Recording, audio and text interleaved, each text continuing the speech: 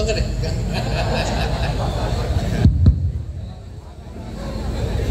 Aman ya, insyaallah. Baik. Bismillahirrahmanirrahim. Assalamualaikum warahmatullahi wabarakatuh. Selamat sore, salam sejahtera untuk kita semua. Innal hamdalillah nahmaduhu wa nasta'inuhu wa nastaghfiruh wa na'udzu billahi min sururi anfusina wa min sayyiati a'malina. May yahdihillahu fala mudhillalah wa may yudlil fala hadiyalah. Asyhadu an la ilaha illallah wahdahu la syarikalah wa asyhadu anna Muhammadan abduhu wa rasuluh alladzi la nabiyya ba'dah. Tama-tama yang saya hormati dan kita banggakan Sahibul Bait Abangda Syarifuddin Wangsa, yang alhamdulillah saya cukup kaget. Ternyata orang dulu bilang bahwa saya dengan beliau itu seperti minyak dan air, tapi sore hari ini sepertinya seperti kopi dengan gula. Terima kasih Bang Syarifuddin. Allah mempertemukan kita kembali dalam satu tujuan yang sama, untuk membangun kota Bekasi yang lebih maju dan bermartabat. Juga yang saya hormati dan saya banggakan Ketua Tim Ses Pondok Melati, pasangan Heri Solihin, Bapak Taufik Hidayat, dan seluruh jajarannya yang hadir pada sore hari ini yang tidak saya sebutkan satu persatu. Juga yang saya hormati ulama, mantan Ketua PCNU Kota Bekasi, dan juga mantan calon wali Kota Bekasi yang gagal dan sekarang bergabung bersama dengan kita, Kiai Haji Madinah.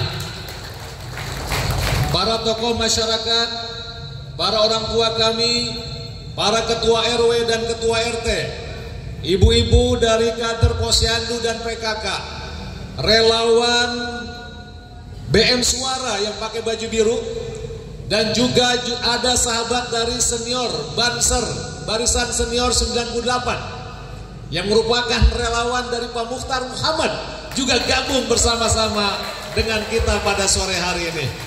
Serta seluruh hadirin Bapak Ibu yang hadir dalam acara deklarasi dan pengukuhan jaringan RT RW se-Pondok Melati yang saya cintai dan saya banggakan. Saya sungguh bersyukur pada sore hari ini bisa menyampaikan visi misi yang nanti kita akan laksanakan selama 5 tahun ke depan jika kita bisa memenangkan dalam kontestasi Pilkada pada tanggal 27 November tahun 2024 ini. Saya diminta oleh pimpinan partai untuk meninggalkan Jawa Barat. Dalam pemilu legislatif yang dilaksanakan pada tanggal 14 Februari yang lalu, saya alhamdulillah biiznillah dengan doa dan support dari Bapak Ibu semua yang mungkin hadir di sini, terpilih kembali menjadi anggota DPRD Provinsi Jawa Barat. Setelah sebelumnya 3 periode di Kota Bekasi dan periode yang kedua untuk Jawa Barat, tapi saya diminta untuk meninggalkan Jawa Barat dan ikut dalam kontestasi Pilkada yang akan dilaksanakan pada tanggal 27 November besok. Saya katakan saya siap, karena saya ingin membenahi dan saya ingin memberesi kota di mana saya dilahirkan, Kota Bekasi, menjadi kota yang lebih maju dan bermartabat. Sungguh ini amanah yang sangat berat awalnya. Sungguh ini merupakan tantangan yang sangat tidak ringan buat saya. Tapi sore hari ini Bapak Ibu sekalian, pundak saya terasa ringan ketika saya berada di hadapan para bapak-bapak dan ibu-ibu semua.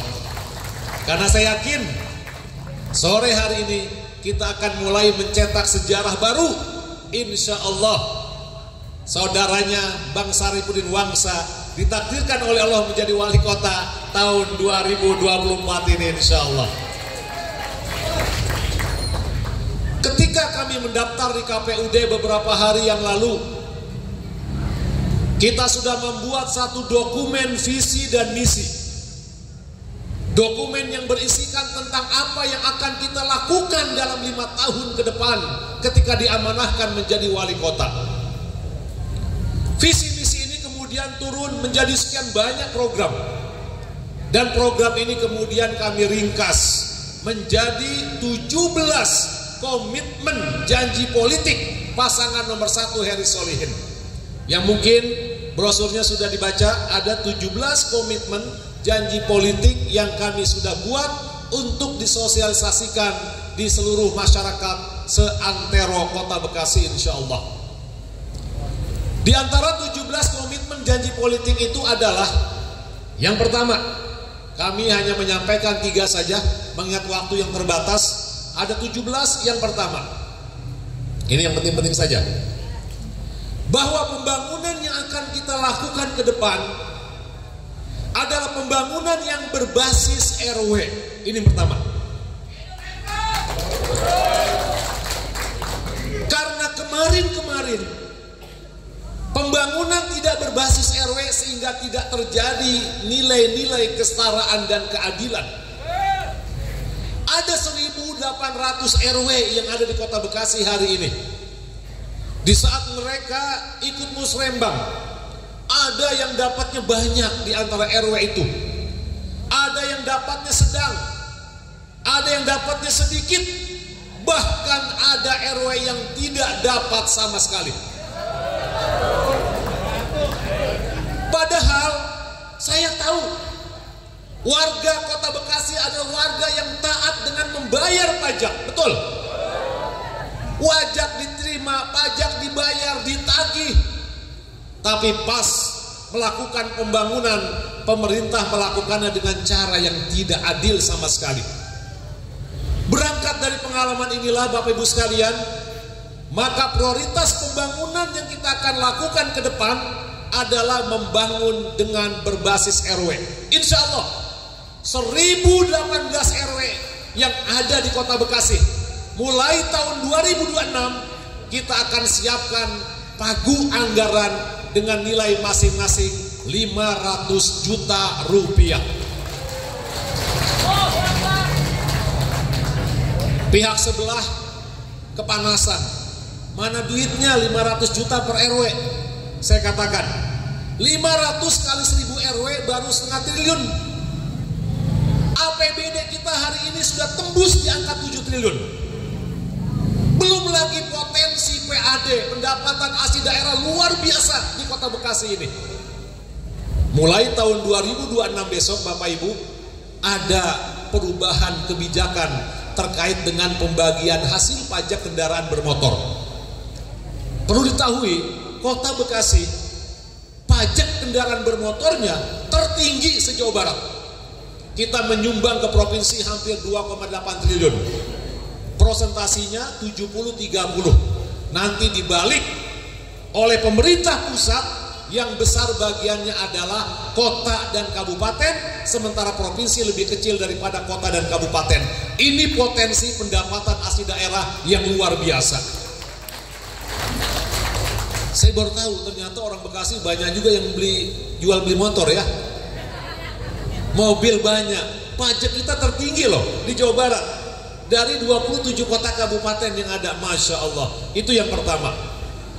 Jadi pembangunan berbasis RW yang pertama.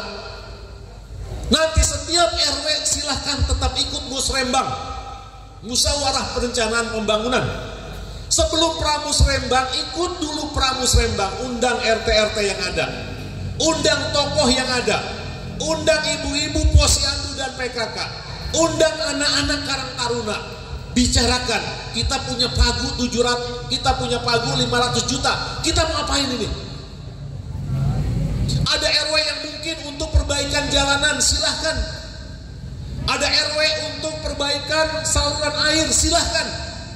Ada RW untuk penturaban, silahkan. Ada RW untuk membangun fasilitas olahraga, silahkan. ada RW mungkin untuk membangun kantor sekretariat RT RW dan posyandu, silahkan. Tapi pagunya tidak lebih 500 juta. Itu maksudnya itu. Bukan wali kota ngasih RW ini 500 juta bangun, bukan. Jadi pagunya sudah disiapkan, tinggal RW menyiapkan nomenklatur apa kegiatan yang dibutuhkan oleh RW sesuai dengan kebutuhan masing-masing. Ini namanya pembangunan berbasis RW. Itu yang pertama. 500 juta per RW per tahun. Bisa dibaca di dalam 17 komitmen janji politik yang sudah kami tulis. Yang kedua, pembangunan berbasis RW juga adalah merubah bantuan operasional RW. Bapak Ibu, sekarang Banop berapa nilainya? Berapa? 700, betul? 700 per bulan, per bulan ya? Per bulan. Udah gitu dibuat laporan yang sangat susah. Ditambah kadang-kadang diajarin bohong, betul? Ini pemerintahan macam apa seperti ini Bapak-Bapak sekalian? Harus kita rubah. RW dan RT harus kita posisikan dalam posisi yang terhormat. Karena mereka adalah kepanjang tanganan dari seorang wali kota. Tidak boleh dilecehkan seperti itu. Maka insya Allah mulai tahun 2026, jika kita bisa memenangkan pilkada ini, maka bantuan operasional kita rubah nomenklaturnya menjadi insentif dan tidak perlu ada laporan. RW laporan ngapain? Nggak bakal korupsi. Tanya RW semua, saya tanya, 700 per bulan cukup nggak? Enggak, bahkan nombok. Yang perlu kita kontrol, yang perlu mendapatkan laporan itu dinas-dinas, camat, lurah, dinas itu yang hari ini mereka mengelola puluhan miliar. Mereka punya program kegiatan 100 miliar yang diambil dari dana pajak kita. Itu yang harus kita kontrol dan harus membuat laporan. RW mah nggak usah 700 laporan, udah gitu susah. Insya Allah nomenklatur bantuan operasional kita akan rubah menjadi insentif, dan insentifnya insya Allah kita tambah menjadi 25 juta per tahun insya Allah. Jadi insentif RW 25 juta, insentif RT 20 juta, dan insentif untuk kader ibu-ibu posyandu dan PKK 17 juta per tahun. Ini program yang pertama, pembangunan berbasis RW dengan nilai-nilai kesetaraan dan dengan nilai-nilai keadilan. Sehingga semua RW dapat, semua RW senang, baik dia milih kita ataupun tidak milih kita. Kenapa? Karena Heri Koswara ketika jadi wali kota bukan wali kotanya PKS, bukan wali kotanya partai koalisi, tapi Heri Koswara menjadi wali kota seluruh warga kota Bekasi yang membayar pajak. Dia ada 12 kelurahan yang ada di kecamatan ini. Ada RW yang bertanya, masa nggak dibedain? Kan ada RW yang condong ke sono, ada yang ke sono, yang kemarin gimana? Saya jawab begini, tapi ini rahasia kita aja nih Pak RW ya, jangan dibilangin nama yang lain-lain. RW yang dalam pemilu kada kali ini bisa menggerakkan warga dan RT-nya, sehingga paslon nomor 1 Heri Solihin bisa mendapatkan lebih daripada 60% di RW-nya, maka insya Allah RW, RT, dan posyandu kita akan masukkan menjadi RW, RT prioritas. Ibu Teprok emang tahu arti prioritas? Apa? Diutamakan. Jadi kalau kita jadi nasabah bank, Bapak Ibu, kalau prioritas baru datang di bank, masuk pintu, dapat kopi langsung. Itu prioritas. Dilayanin. Kalau nabungnya 50.000 ya nggak bisa, itu harus ngantri. Begitu pula RW yang hari ini memperjuangkan paslon nomor 1. Di situ baris, Pak Wangsa, Pak Saipudin Wangsa telepon, Pak Taufik pengen ke kantor wali kota nih, lalu telepon wali kota, insya Allah kita akan gelar karpet warna oranye untuk mereka. Nggak perlu ngantri. Kenapa? Karena saya ingin membangun hubungan antara wali kota dengan RW yang memenangkan, dengan hubungan yang dekat dan tidak ada jarak. Ini yang pertama, membangun kota Bekasi berbasis RW, harus paham. Dan mulainya bukan tahun 2025 ya, 2026. Karena tahun 2025 itu sudah dibahas oleh Dewan kemarin 2024. Kan siklus anggaran per tahun ya. Kita baru bisa memasukkan program kita di awal tahun 2025 setelah pelantikan. Untuk kapan? Untuk periode APBD 2026. Paham ya? Jadi siklus anggarannya begitu.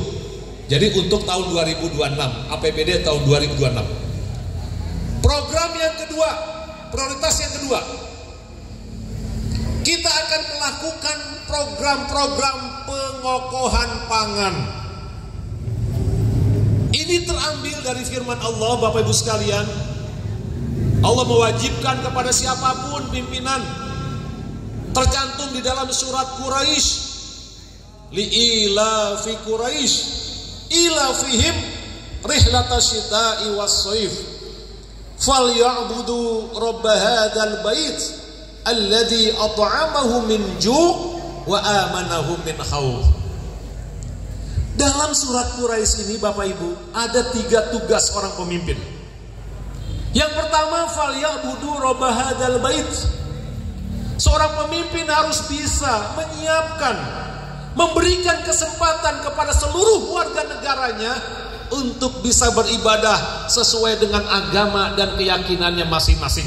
Itu pertama. Jadi kalau PKS itu banyak dicurigain. Ini kalau PKS yang memimpin Bekasi, kami yang minoritas kira-kira bagaimana nanti ya? Izin gereja bagaimana ya?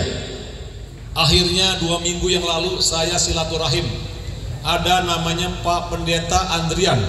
Dia punya gereja, mimpin gereja Bethlehem dan sekaligus sebagai ketua Persatuan Gereja Pantai Kosta Jawa Barat. Kebetulan sekarang sedang sakit. Sakitnya ceritanya seperti apa? Nanti saya ceritain sedikit. Jadi saya datang ke rumah beliau silaturahim, diskusi tentang bagaimana mengelola sebuah kota yang toleran. Kan Bekasi sekarang nomor 2. Takut mereka kalau dipimpin PKS toleransinya hilang. Saya katakan sejak kecil saya sekolah di SDN Jatiluhur. Guru agama saya namanya Pak Yepta Noron, orang Kristen, masih ada di Kampung Sawah. Saya udah biasa dengan orang Kristen, non Muslim saudara saya. Saya kawin kebetulan dapat jodoh orang Batak, Pak Samsudin, Pak Saripudin. Kalau kita kan Robert, rombongan Betawi. Saya kawin, marga saya Robert, dapat Batak, marga Harahap. Saya nikah, dikasih marga namanya Siregar. Jadi nama saya sebetulnya Heri Koswara Robert Siregar. Kami biasa dengan saudara yang non Muslim berhubungan, berkomunikasi. Bahkan istri saya kan sempat tukar pelajar di Amerika. Banyak teman-teman dari Spanyol sempat beberapa waktu main di rumah. Suami istri Kristen hidup di rumah saya, tinggal selama 20 hari. Kita makan, kita bicara biasa saja. Saya ceritakan gitu kepada Pendeta Andrian. Masya Allah, beliau kemudian memeluk saya dan beliau menjanjikan besok saya akan mengumpulkan pendeta-pendeta untuk mendukung Pak Heri. Betul saja. Seminggu kemudian ada 237 pendeta dikumpulkan di Hotel Haris Kota Bekasi. Saya menandatangani MOU dan mereka mendeklarasikan untuk bersama-sama memenangkan paslon nomor 1 Heri dan Solihin. Seminggu kemudian dikumpulin lagi pendetanya. Wah, Pak Andrian semangat amat ini ya, lebih semangat dari Pak Taufik. Dikumpulin lagi pendeta 200 di Islamic Center, sama juga mendeklarasikan untuk mendukung paslon nomor 1. Inilah makna falyabudu rabb hadzal bait. Seorang pemimpin harus bisa menghadirkan rasa nyaman, rasa aman untuk setiap warga negaranya, untuk setiap masyarakatnya agar mereka bisa beribadah sesuai dengan keyakinan dan agamanya masing-masing. Buat kita ini sudah final, sudah tidak lagi perlu dipersoalkan. Perizinan gereja selama melalui tata cara yang baik, masyarakat kondusif, mengikuti peraturan dan perundang-undangan yang ada, maka seorang wali kota tidak boleh tidak memberikan izin selama proses dan proseduralnya diikuti tahapan-tahapannya sampai kemudian sampai di FKUB, kemudian wali kota tidak boleh menolak ketika sudah melalui proses-proses yang ada. Ini falyabudu rabb hadzal bait. Tugas yang kedua, ini menjadi program prioritas kita yang ada di 17 itu. Tugas kita yang kedua adalah alladzi at'amahu min ju'. Seorang pemimpin harus punya program untuk kekokohan pangan. Masalah perut ini sangat penting Bapak Ibu sekalian. Kalau perut ini sudah kita atasi, kata Allah, wa amanahum min khauf, maka masyarakat akan merasa aman. Makanya kalau kita lihat negara-negara yang maju, negara-negara yang tingkat pendidikannya sudah mapan, per kapitanya sudah bagus, itu rata-rata aman. Tingkat pencuriannya sangat sedikit, perampokan apalagi nggak ada, jalan malam hari aman. Ini berbanding terbalik dengan kota kita hari ini. Tingkat pencurian semakin tinggi, pembegalan ada di mana-mana, perampokan nyaris kita dengar terus. Ini berarti ada masalah di persoalan perut Bapak sekalian. Makanya Rasulullah SAW mengingatkan bahaya perut kalau kosong ini, maka dal fakru ayyakuna kufron. Orang kalau perutnya sudah kosong, apapun dia lakukan, pembegalan mungkin dia lakukan, pencurian sangat mungkin dia lakukan. Maka disinilah hadir seorang wali kota, hadir seorang gubernur, hadir seorang presiden, harus mampu mengatasi persoalan pangan, kekokohan pangan yang ada di lingkungannya masing-masing. Apa program kita di situ? Insya Allah setelah kita diskusi untuk program kekokohan pangan, insya Allah kita akan menciptakan selama 5 tahun, yaitu dengan menciptakan 100.000 lapangan pekerjaan untuk anak-anak kita insya Allah. 100.000 dibagi 5 berarti per tahun 20.000. Ini sangat mungkin. Kenapa? Karena kota Bekasi banyak investor-investor yang datang, banyak perusahaan-perusahaan yang besar yang datang, dan kita bisa minta dan bisa membuat perwal bahwa mereka ketika mengeruk keuntungan di kota Bekasi harus melibatkan bocah-bocah Bekasi menjadi buruh dan karyawan di perusahaan-perusahaan yang mereka dirikan di kota Bekasi ini. Alladzi at'amahu min ju' itu programnya. Termasuk untuk ibu-ibu UMKM yang selama ini pinjol, rentenir, nanti kita urus UMKM-nya secara resmi sehingga ibu-ibu UMKM jualan gado-gado, jualan gorengan, jualan asinan resmi sehingga mereka bisa kita berikan akses modal tanpa bunga dari APBD yang akan kita berikan kepada mereka. Yang ketiga, yang terakhir Bapak Ibu sekalian, karena waktu sudah menjelang akan datang waktu maghrib, program utama kita yang ketiga adalah kita akan mengelola tata kelola pemerintahan yang bebas dari korupsi, kolusi, dan nepotisme. Inilah virus yang menghancurkan tatanan kelolaan birokrat di kota kita, dan mungkin di kota-kota lain ini sudah biasa. Jangan sampai terjadi lagi pemimpin kita berujung dengan bermasalah secara hukum. Setuju? Tidak boleh ada lagi pemimpin kita yang kemudian bermasalah sampai yang ketiga kalinya. Malu kita menjadi orang Bekasi. Ini semua adalah lantaran mereka birokrat hari ini tidak menjauhi prinsip-prinsip di dalam mengelola tata kelola pemerintahan yang bebas korupsi, kolusi, dan nepotisme. Silakan tanya kepada saudara kita, hari ini orang menjadi lurah, orang mau menjadi camat, orang menjadi kasih, orang mau menjadi kabid, orang mau menjadi kepala eselon 2 dan sebagainya. Tanya kepada mereka, pasti mereka setor dan pasti mereka menyogok kepada pemimpinannya. Betul?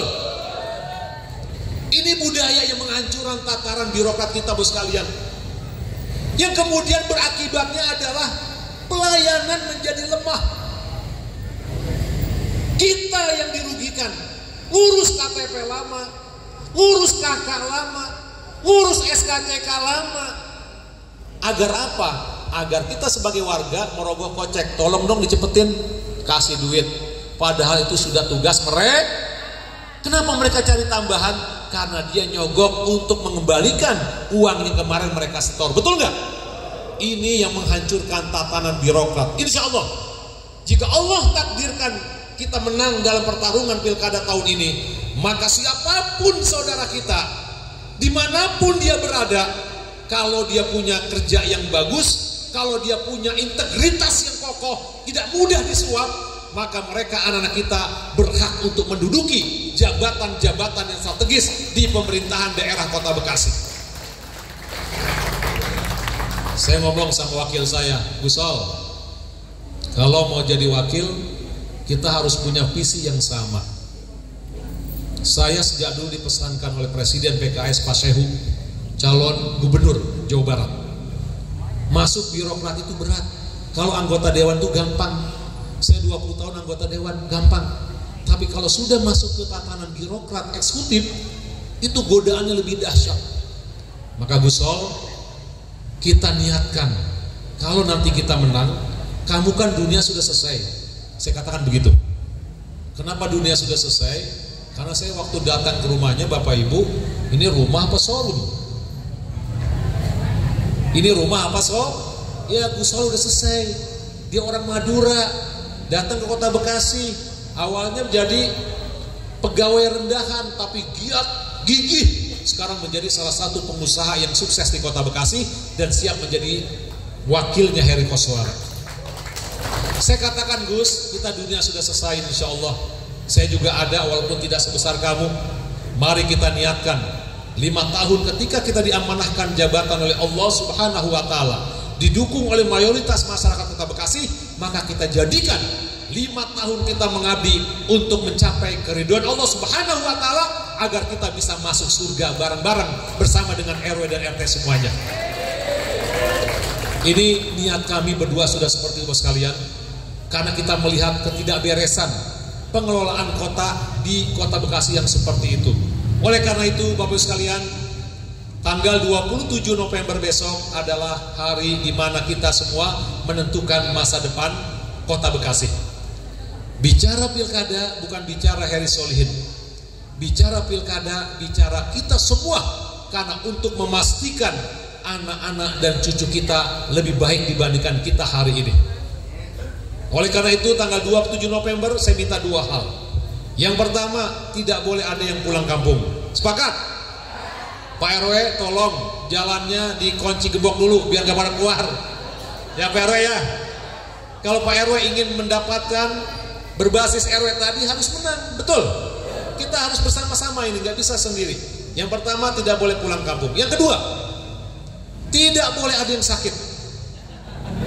Saling mendoakan ya, agar sehat. Kenapa? Jangan berpikir satu suara, kan cuma saya satu suara, gak apa-apa. Coba bayangkan kalau semua berpikir seperti itu, Pondok Melati nyaris nanti gak akan bisa mendapatkan 80%. Satu suara yang kita berikan kemudian melahirkan kepemimpinan, dan kepemimpinan itu memprogramkan kebaikan-kebaikan program, maka satu suara yang Bapak Ibu berikan akan menjadi insya Allah amal jariah, pahala yang luar biasa. Merdeka! Allahu Akbar! Karena kita koalisinya ada PSI dan Hanura, harus ada merdekanya. Gitu Pak Saripudin. Oleh karena itu Bapak Ibu sekalian, saya sangat bangga dan senang pada sore hari ini. Nggak menyangka yang hadir ini Pak Taufik sedemikian besarnya. Ini sungguh meringankan pundak yang awalnya pegel, capek, sehari 10 titik keliling, rasanya sore ini kok jadi ringan ya. Apalagi saudara saya, abang saya, Budin saya ini gabung bersama-sama dengan kita. Merah banyak yang gabung, kuning apalagi banyak yang gabung. Insya Allah ini momentum kesempatan yang berharga buat kita semua untuk merubah Kota Bekasi menjadi kota yang lebih maju dan bermartabat insya Allah. Saya kira ini Bapak sekalian, mohon maaf apabila hal yang kurang berkenan. Insya Allah dalam momentum acara-acara yang lain kita bisa berjumpa kembali 50 hari ke depan. Tidak boleh ada yang nganggur. Sampaikan pesan-pesan yang tadi saya sampaikan jika kita ingin menang dan jika ingin kota Bekasi berubah menjadi kota yang lebih baik ke depan, insya Allah. Tolong saya akan tutup dengan sebuah pantun. Jangan cakep, satu itu ya. Siap. Ke pasar Kecapi beli sepatu, pulangnya beli kue putu. Kalau Bekasi ingin maju, tanggal 27 November coblos nomor. Billahi taufiq wal hidayah. Assalamualaikum warahmatullahi wabarakatuh.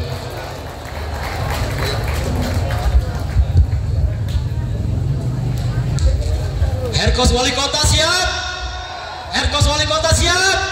Herkos Wali Kota siap. Alhamdulillah, Bapak Ibu hadirin sekalian, kita dengarkan sama-sama misi dan visi kata sambutan dari seorang calon wali kota. Figur beliau, kewibawaan beliau sudah kita tiraukan lagi. Mudah-mudahan ini menjadi tanggung jawab kita bersama. Beliau sampaikan, beliau pesan, tanggal 27 November nanti kita ajak keluarga kita, diri kita, warga kita, tadi sampaikan, gembok pintu-pintu, jangan ada yang sakit, untuk kita memilih Bapak Hari Koswara dan Solihin Wali Kota Bekasi 2024-2029. Baik Bapak Ibu hadirin sekalian, karena mengingat keterbatasan waktu, mungkin acara diskusi tanya jawab kita tidak tiadakan dari waktu dan kesempatan karena memang keterbatasan waktu. Kami menyampaikan mohon maaf yang sebesar-besarnya. Dan sebelum ditutup adalah penyempatan rompi atau penyematan rompi dari Bapak Wali Kota terpilih kepada Bang Sarifudin Wangsa. Beri aplaus.